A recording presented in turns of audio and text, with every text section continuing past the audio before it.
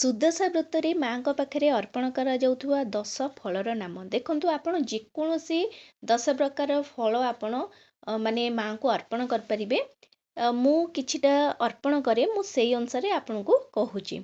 ତ ପ୍ରଥମ ହେଉଛି ନଡ଼ିଆ, ଦ୍ୱିତୀୟ କଦଳୀ, ତୃତୀୟ ସପୁରୀ, 4ରେ କମଳା, 5ରେ ଡାଳିମ୍ବ, 6ରେ ପିଜୁଳି, 7ରେ ତରଭୁଜ, 8ରେ ନାସପାତି, 9ରେ ଅଙ୍ଗୁର, 10ରେ ଆପଣ ସେପ୍ଟା ୟୁଜ୍ କରିପାରିବେ, ନହେଲେ ଆମ୍ବ, ପଣସ, ଯାହା ବି ଆପଣଙ୍କ ସେ ସମୟରେ ଋତୁକାଳୀନ ଫଳ ଯାହା ବି ହେଇଥିବ ଆପଣ ସେଇ ଅନୁସାରେ ଆପଣ ମାଙ୍କ ପାଖରେ ଭୋଗ ଲଗାଇ ପାରିବେ। ଯଦି ଆପଣଙ୍କ ପାଖରେ 10 ପ୍ରକାର ଫଳ ମାନେ ମିଳୁନାହିଁ, ତାହେଲେ ଆପଣ ଗୋଟିଏ ଫଳକୁ 10 ଥର ମଧ୍ୟ ମାଙ୍କୁ ଅର୍ପଣ କରିପାରିବେ। ମାନେ 10ଟି ଫଳରେ, ମାନେ ଆପେଲ ଆପଣଙ୍କ ପାଖରେ ଅଛି, ଆପଣ 11 ନମ୍ବରରେ ଆପେଲ କରିପାରିବେ।